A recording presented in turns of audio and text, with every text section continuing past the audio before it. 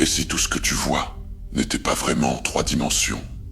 Ce que tu appelles la réalité, les murs autour de toi, ton corps, le temps qui passe, pourrait n'être qu'une projection, pas une théorie fumeuse, pas une croyance New Age, une hypothèse étudiée par les plus grands physiciens du monde. Et si notre univers était un hologramme où chaque partie contient le tout, la matière n'est qu'information, et la 3e dimension n'est pas fondamentale.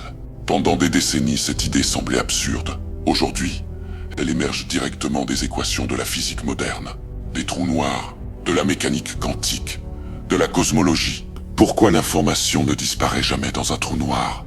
Pourquoi 2 particules peuvent communiquer instantanément, peu importe la distance? Pourquoi l'univers se structure de façon fractale, du cerveau humain aux galaxies? Ces phénomènes n'ont aucun sens dans un univers purement matériel et 3D. Mais dans un univers fracto-holographique, ils deviennent logiques. Et là est le problème. Si notre univers est holographique, alors l'espace n'est pas fondamental, le temps n'est peut-être qu'un effet, et la réalité que tu perçois est une interface, pas la source. Dans cette vidéo, on va voir des preuves scientifiques réelles, des expériences validées et des modèles mathématiques sérieux qui suggèrent une chose troublante. Nous vivons dans un univers fracto-holographique de 3e dimension. Reste bien jusqu'à la fin, parce que ce que cela implique sur la conscience, la mort et notre place dans l'univers change absolument tout.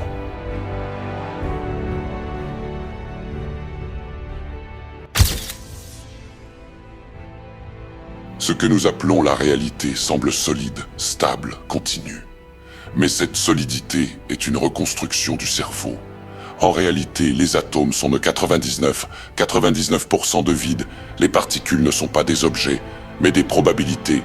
La matière n'est qu'un champ vibratoire. Ton cerveau ne perçoit pas la réalité telle qu'elle est. Il interprète des signaux. La vision, par exemple, ne capte que 0,035% du spectre électromagnétique. Reconstruit une image en retard, comble les trous en permanence. La 3D n'est pas ce qui existe. C'est ce que notre système nerveux est capable d'afficher, exactement comme une interface graphique sur un ordinateur. Les trous noirs ont posé le plus gros problème de la physique moderne. Selon la relativité, tout ce qui tombe dans un trou noir est perdu. Selon la mécanique quantique, l'information ne peut jamais être détruite. Contradiction totale. La solution, l'information est stockée sur la surface du trou noir. Sur l'horizon des événements, c'est ce qu'on appelle le principe holographique, développé par Gerhard Hooft en 93, puis amélioré par Leonard Susskind en 95. Toute l'information d'un volume 3D peut être encodée sur une surface 2D. Donc, la 3D est dérivée, la formation est fondamentale, l'espace est émergent. Quand on observe l'univers à grande échelle, on s'attendrait à du chaos. Mais ce n'est pas ce qu'on voit.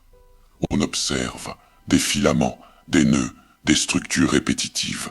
La Cosmic Web, ces structures suivent des lois fractales, les mêmes motifs à différentes échelles. Ce qui est troublant, les réseaux galactiques ressemblent aux réseaux neuronaux, même logique de connexion, même optimisation énergétique. Un univers fractal est typique d'un système informationnel compressé, exactement comme un hologramme. La mécanique quantique montre que les particules n'ont pas de position définie, elles existent dans des états superposés. L'observation modifie le résultat.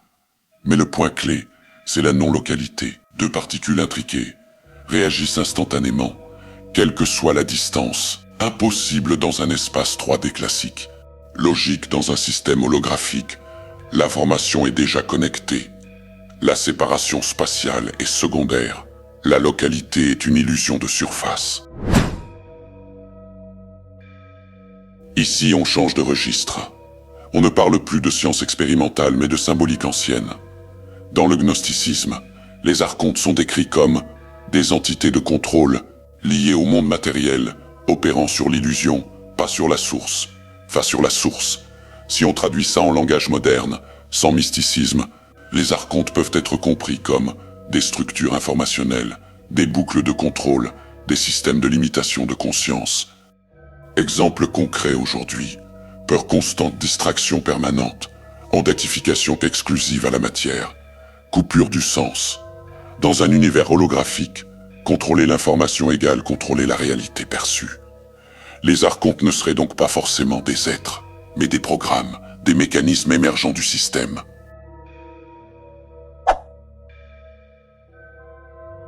Si l'univers est holographique, fractal, informationnel, alors la matière n'est pas fondamentale, la conscience n'est peut-être pas produite par le cerveau. La 3D est une couche d'expérience, pas la base. Et dans ce cadre, les mythes anciens deviennent des métaphores fonctionnelles. Les archontes, des systèmes de contrôle de l'interface. L'éveil, une reconnexion à l'information source, pas une fuite de la réalité, une compréhension plus profonde de sa structure. Nous ne vivons peut-être pas dans un univers matériel, mais dans une projection cohérente, régie par l'information, structurée de façon fractale et perçue à travers une conscience limitée à la 3e dimension. La vraie question n'est pas « est-ce réel ?», mais à quel niveau de la structure sommes-nous en train d'observer? Si ce que tu viens d'entendre est vrai, alors la réalité n'est pas ce qu'on t'a appris. Ce monde que tu perçois comme solide, définitif, fermé, n'est peut-être qu'une interface, une couche, une projection cohérente dans un univers bien plus vaste. La vraie prison n'est pas faite de murs. Elle est faite de croyances, de conditionnements et d'informations filtrées. Et dans un système holographique, celui qui contrôle l'information contrôle la réalité vécue. Si cette vidéo t'a fait douter, réfléchir ou même déranger, c'est bon signe. Parce que comprendre, ce n'est pas fuir la réalité.